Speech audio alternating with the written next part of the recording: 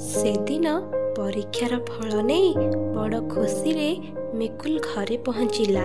90% number ଆଣିଥିବାରୁ ଆଖିରେ ଆଖିଏ ସପନ ନିଜ ଭବିଷ୍ୟତକୁ ନେଇ। ତା ସ୍ୱପ୍ନ ସେ ଏକ ବଡ଼ ଡାକ୍ତର ହେବ, ବିନା ଖର୍ଚ୍ଚରେ ଗରିବ ରୋଗୀଙ୍କ ସେବା କରିବ। ଏସବୁ ଭାବେ ସିନା, କିନ୍ତୁ ଏତେ ସପନ ପାଇ ରାତିବା କାହିଁ? ତା ବାପା ତ ଜଣେ ସାଧାରଣ ଜଳଖିଆ ଦୋକାନୀ। ଗାଁ ମୁଣ୍ଡରେ ଚାଳ ଛପର କୁଡ଼ିଆଟିରେ ତାଙ୍କର ଛୋଟିଆ ଦୋକାନ। କେବେ ବିକ୍ରି ହୁଏ ତ କେବେ ନାହିଁ।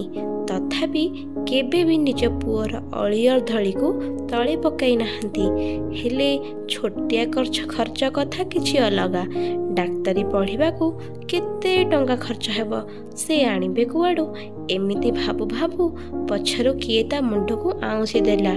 ବୁଲି ଦେଖେ ତ ସେ ତା ବାପା।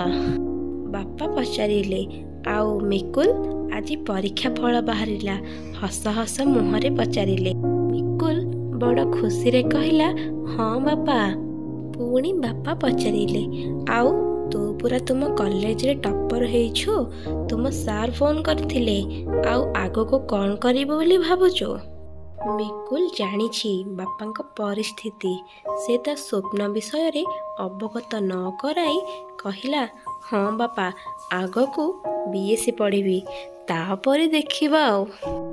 ସନାତନ ବେଶୀ ପାଠ ପଢ଼ି ନଥିଲେ ବି ଯେତିକି ସ୍ୱଳ୍ପ ଜ୍ଞାନ ଭିତରେ ବାପାର ମନ ନେଇ ଜାଣିପାରୁଥିଲେ ପୁଅର ମନ କଥା, ସେଠାରେ କିଛି ପ୍ରକାଶ ନ କରି ଦୋକାନକୁ ଚାଲିଗଲେ। ମିକୁଲ କହିପାରିଲାନି ସିନା, ମନରେ ଅଦମ୍ୟ ଇଚ୍ଛା ଆଉ ଉଚ୍ଚ ଆକାଂକ୍ଷା। ହେଲେ ଦେଖୁଛି ତ ବାପାଙ୍କ ପରିସ୍ଥିତି। ପୁଣି ତାଙ୍କ ମୁଣ୍ଡ ଉପରେ ବଡ଼ ଭଉଣୀର ବାହାଘର ପାଇଁ କରିଥିବା ଋଣ। ଭିଟାମାଟି ଖଣ୍ଡକ ବ୍ୟାଙ୍କରେ ପଡ଼ିଛି। ତଥାପି ସେ ଡାକ୍ତରୀ ପଢ଼ିବା ପାଇଁ ପ୍ରସ୍ତୁତ ହେଉଥାଏ। କାଳେ ଭଗବାନ କେଉଁ ରାସ୍ତା ଖୋଲିଦେବେ। ବାପା କହିଛନ୍ତି, ଯଦି ମନରେ ସତ୍ ଇଚ୍ଛା ଥାଏ, ଭଗବାନ କେଉଁ ଉପାୟରେ ବି ତାହା ପୂରଣ କରନ୍ତି। ଏମିତି କେତେ ଦିନ ଗଲା ପରେ ସେ ଦିନେ ଦେଖିଲା ତା ପଢ଼ା ବହି ପାଖରେ ମେଡ଼ିକାଲ ଏଣ୍ଟ୍ରାନ୍ସର ଫର୍ମ ଥୁଆ ହେଇଛି। ସେ ଆଶ୍ଚର୍ଯ୍ୟ ହୋଇ ଯାଇ ତା ବୋଉକୁ ଡାକ ଛାଡ଼ିଲା, ବୋଉ ବୋଉ, ଏ ଫର୍ମ କିଏ ଆଣିଛନ୍ତି? ସବିତା ମାନେ ମିକୁଲର ବୋଉ କହିଲେ, ମୁଁ ତ ମୂର୍ଖ ଲୋକ, ମୋତେ ଜଣା ନାହିଁ ରେ ଧନ। ଆଜି ତୋର ସାର୍ ଆସିଥିଲେ, ବାପାଙ୍କ ସହ ଦେଖା ହେବାକୁ ବୋଧେ ସେ ଦେଇ ଯାଇଥିବେ। ତୋ ବାପା ଦୋକାନରୁ ଆସନ୍ତୁ, ପଚାରିବୁ। ସତରେ ସେଦିନ ମିକୁଲ ଏତେ ଖୁସି ଥିଲା ଯେ କହିହେବନି। ବୋଧେ ସରଗର ଚାନ୍ଦ ତାକୁ ମିଳିଯିବ। ମନେ ମନେ ଭାବୁଥିଲା, ବାପା ମୋ ମନ କଥା ଜାଣିଲେ କେମିତି? ମୁଁ ତ କେବେ ତାଙ୍କୁ ମୋ ମନ କଥା କହିନି। ମିକୁଲ କୋଚିଂ ନେବାକୁ ଭୁବନେଶ୍ୱର ବାହାରିଲା। ମନରେ ତାର ଶଙ୍କା ଥାଏ, କିନ୍ତୁ ସେ ଶଙ୍କା ହୁଏତ ଭବିଷ୍ୟତର ସ୍ୱପ୍ନ ଆଗରେ ଫିକା ପଡ଼ିଗଲା। ସେ ସଂକଳ୍ପବଦ୍ଧ, ନିଜର ସ୍ୱପ୍ନ ସାକାର କରିବା ସହିତ ବାପା ବୋଉଙ୍କ ନାଁକୁ ଉପରେ ରଖିବ। ମିକୁଲ ପାଠ ପଢ଼ା ପାଇଁ ତା ବାପା ବହୁତ ପରିଶ୍ରମ କଲେ।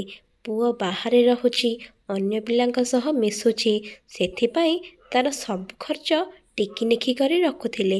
ମିକୁଲକୁ ହୁଏତ କିଛି ବୃତ୍ତି ବାବଦରେ ଟଙ୍କା ମିଳୁଥିଲା, କିନ୍ତୁ ସେତିକି ତ ଯଥେଷ୍ଟ ନୁହେଁ।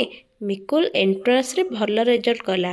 ତାକୁ ଭଲ କଲେଜରେ ପଢ଼ିବାର ସୁଯୋଗ ମିଳିଲା।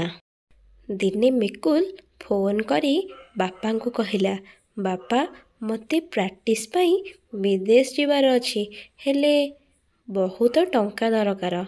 ବାପା ପଚାରିଲେ, କହୁନୁ କେତେ ଟଙ୍କା ଦରକାର? ମିକୁଲ କହିଲା, ଏଇ 1-2 ଲକ୍ଷ ଟଙ୍କା ଦରକାର ବାପା।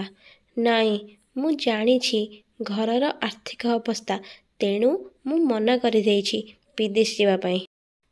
ତା ବାପା କହିଲେ, ତୁ ଚିନ୍ତା କରନା, ମୁଁ ଯୋଗାଡ଼ କରିବାକୁ ଚେଷ୍ଟା କରିବି। ପୁଅକୁ ସିନା ବାପର ହୃଦୟ ନେଇ ଆଶ୍ୱସ୍ତି କରାଇଦେଲେ, ହେଲେ ଏତେ ଗୁଡ଼ାଏ ଟଙ୍କା ଆଣିବେ କେଉଁଠୁ? ଧାର କରଜରେ ମୁଣ୍ଡ ଯାଏଁ ବୁଡ଼ିକରି ଅଛନ୍ତି, କିନ୍ତୁ ପୁଅର ଭବିଷ୍ୟତ ଆଗରେ ନତମସ୍ତକ।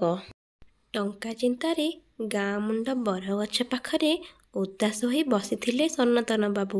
କେହି 2 ଜଣ କିଛି କଥା ହେଉଥିବାର ଶୁଣିଲେ। କାନରେ ପଡ଼ିଲା କିଡ଼ନୀ କାହାର ଦରକାର। ହଠାତ୍ ସେ ଉଠିଯାଇ ବୁଝାବୁଝି କରି ନିଜେ କିଡ଼ନୀ ଦାନ କରିବେ ବୋଲି ସ୍ଥିର କଲେ। ଆଉ ତା ପ୍ରତିବଦଳରେ ମିଳିବ 2 ଲକ୍ଷ ଟଙ୍କା।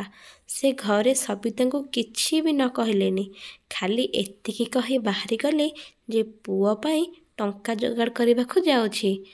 ଆସିଲା ବେଳକୁ 10 ଦିନ ଲାଗିଯାଇପାରେ। କିଡ଼ନୀ ଦେଇ ହାତରେ 2 ଲକ୍ଷ ଟଙ୍କାର ଚେକ୍ ଧରି 10 ଦିନ ପରେ ଘରକୁ ଫେରିଲେ। ପେଟରେ ପଡ଼ିଥିବା ଷ୍ଟିଚ୍ ଦେଖି ସ୍ତ୍ରୀ ପଚାରିବାରୁ ସତ କଥା କହିଦେଲେ।